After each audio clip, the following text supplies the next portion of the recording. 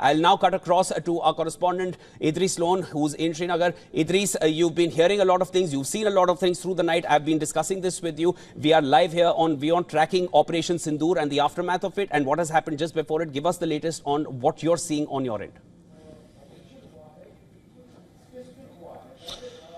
Well, Shivan, absolutely. What we are hearing from the ground, especially on the line of control, is that there is continuous shelling going on at multiple locations in the northern part of Kashmir as well as in the Jammu division. In northern Kashmir, we've heard that in the Kupwara district, there has been continuous shelling and people who are living very close to the border have been asked to move back. They've been evacuated from the forward post, from the areas very close to the forward post. And we've also heard that some of them have been asked to take shelter in the bunkers because Pakistan has resorted yet again on the 13th consecutive night to the shelling and ceasefire violations at different locations. Let me tell you, this comes right after the Indian Army did the precision attack on the 9 locations in Pakistan-occupied Kashmir, where Indian Army clearly says that they have not attacked any military facility or any civilian areas, but precisely hit 9 terrorist camps across the line of control. After that, we've seen Pakistani army resorting to ceasefire violation at multiple places. One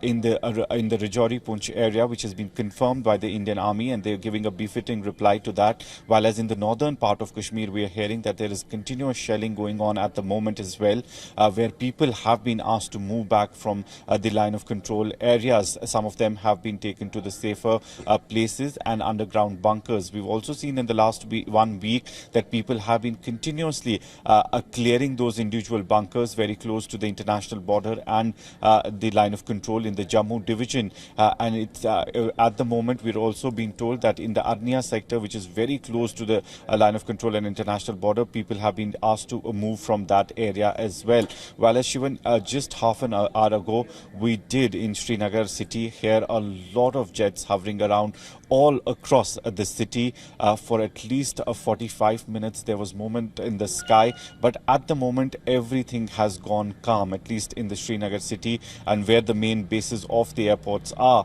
While as on the line of control and international border, we are hearing that there's continuous ceasefire violation which is being responded by the Indian Army. Thanks, Idris, for getting us the latest. I just wanted to also make it clear to our viewers that we are live here on WION tracking only developments which are confirmed, because there are sources suggesting several things at this point, but we only bring to you what is clear, what is sure, what is the fact, and the facts that are out there which have been confirmed by authorities. As of now, India has not carried out any escalatory attacks. They have only targeted terrorist infrastructure in Pakistan and Pakistan-occupied Kashmir.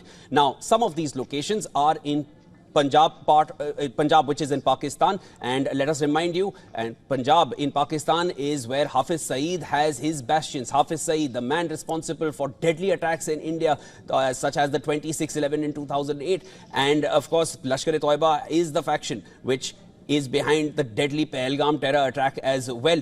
And also Bahawalpur, which is Jaish-e-Mohammed Lashkar-e-Toiba bastion. This is again one of the locations which are getting confirmed at this point. These are the locations which India has targeted. India's attacks have been measured. They have been calculated. The Indian Prime Minister had given the Indian Armed Forces their right to choose where they will carry out this operation, depending on India's exceeding intelligence abilities to understand where exactly and who were the perpetrators. India knows the perpetrators, and the Indian Prime Minister had made it clear in Bihar shortly, days after the Pahalgam terror attack, that India will give a befitting reply to those responsible for this attack and their backers.